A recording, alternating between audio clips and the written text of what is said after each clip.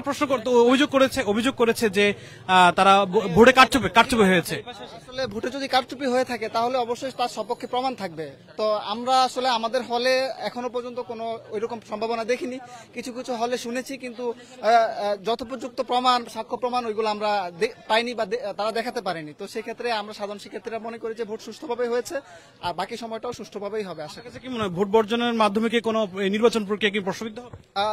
নির্বাচন প্রক্রিয়া প্রশ্নবিদ্ধ হওয়ার সুযোগ কতটুকু আছে আমার সে ব্যাপারে জানা নেই, কারণ আমি তো যে কোনো সময়, আমি যখন মনে করি যে আমি আসলে জয়যুক্ত হতে পারবো না, আমি তো যে কোনো সময় ভোট বর্জন করতে পারি। তো তার মানে তো পুরো প্রক্রিয়াটা যে এখানে প্রশ্নবিদ্ধ হবে তার তো কোনো অর্থ নেই আমি মনে করি ব্যক্তি। নির্বাচনে কারচুপির অভিযোগ একদম সকাল থেকেই শুরু হয়ে গেছিল। বিভিন্ন হলে যে প্যানেলভুক্ত একটা সম্প্রদায়, তারা নাকি তাদের প্রার্থীদের তালিকা দিচ্ছিল ভোটারদেরকে, এবং বিশেষত মেয়েদের হলে নাকি ব্যালট পেপার বাইরে পাওয়া গেছে।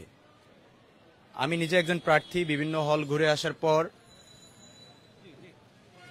যেটা সবার কাছে শুনতেছি, যদি প্রমাণিত হয় তাহলে অবশ্যই ভোট বর্জন করা উচিত, যদি প্রমাণিত না হয়, মিথ্যা গুজব হয়, তাহলে ভোট বর্জন করা অযৌক্তিক। আমি এই পুরো প্রক্রিয়ার তদন্ত চাই। ধন্যবাদ। আপনাকে ধন্যবাদ। আপনার কথা বলছিলাম শিক্ষার্থীদের সঙ্গে মূলত। এর আগে আমরা যখন আপনাদের সরাসরি দেখাচ্ছিলাম যে তখন ছাত্রদলের যারা প্যানেলের প্রার্থী রয়েছে তারা কিন্তু এখান থেকে তারা সরে গেছেন, এবং ছাত্রদলের যারা ভোট বর্জন ডাক দিয়েছেন প্রার্থী ভিপি, জিএস, এজিএস সকলেই উপস্থিত ছিলেন।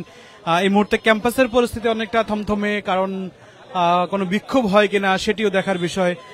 কোনো বিক্ষোভ হয় কিনা কিংবা কোনো ধরনের অপ্রীতিকর কোনো ঘটনা ঘটে কিনা এটি আসলে দেখার বিষয়। তো আমরা নির্বাচনের সার্বিক পরিস্থিতি নিয়ে আমরা তখন যুক্ত ছিলাম। এই মুহূর্তে বিদায় নিচ্ছি যুগান্তর থেকে। যে যেখানে থাকুন, যুগান্তরের সঙ্গেই থাকুন।